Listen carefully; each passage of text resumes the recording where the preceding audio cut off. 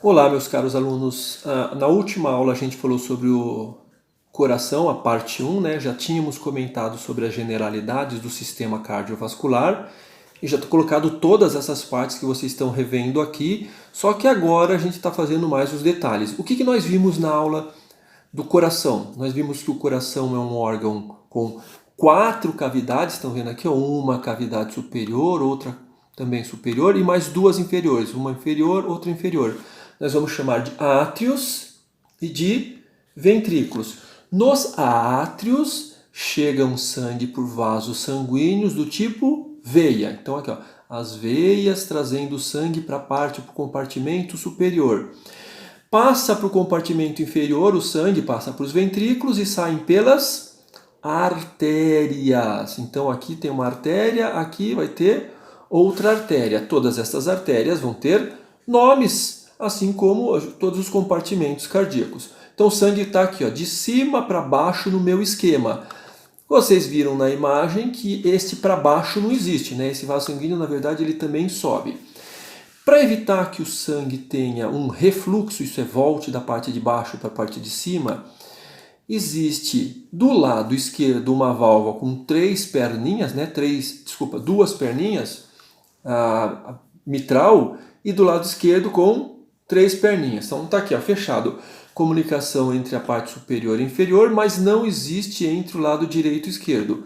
Quando o sangue sai dos ventrículos, também existe uma válvula semilunar nas artérias aqui, que é para evitar a saída, o retorno do sangue.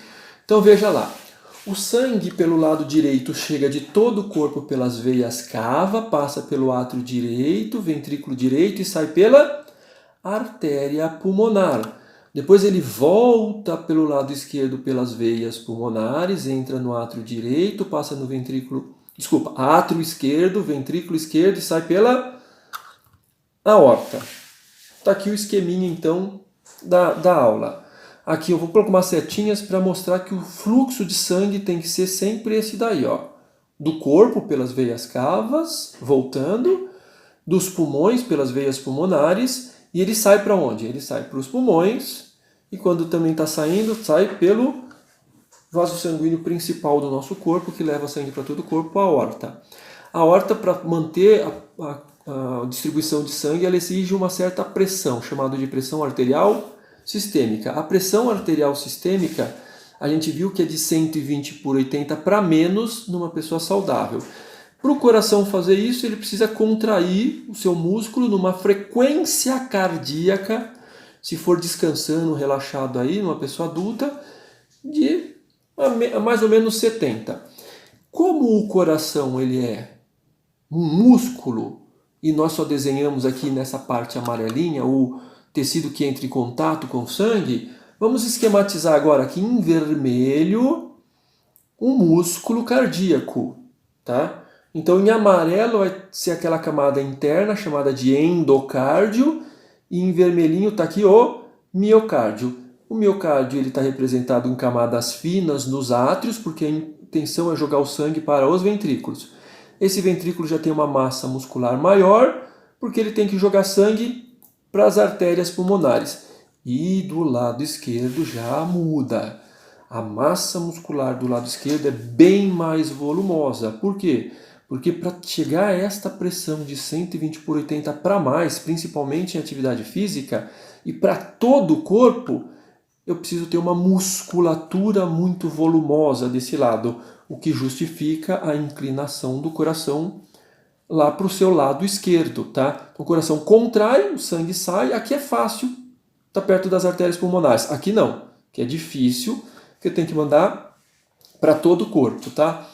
E em cima desse músculo, que é o miocárdio, nós temos o pericárdio.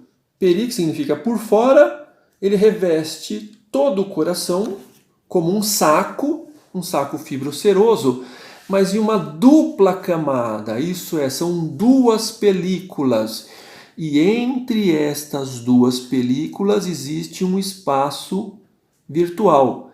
Esse espaço virtual tem um líquido lubrificante, que é para quando o coração contrair, relaxar, se movimentar na caixa torácica, ele consiga deslizar sem causar atrito.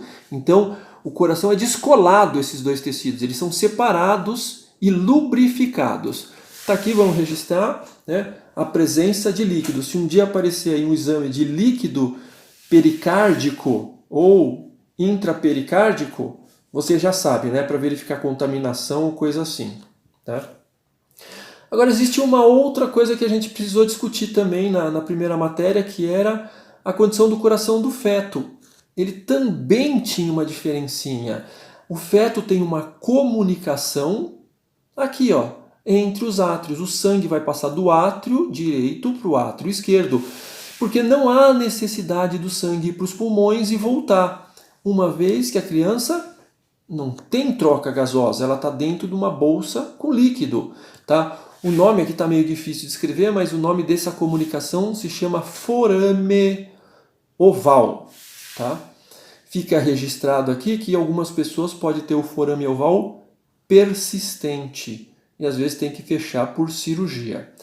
Eu espero que aqui vocês tenham entendido e se tiver mais alguma dúvida, não esquece, a gente se conversa mais tarde.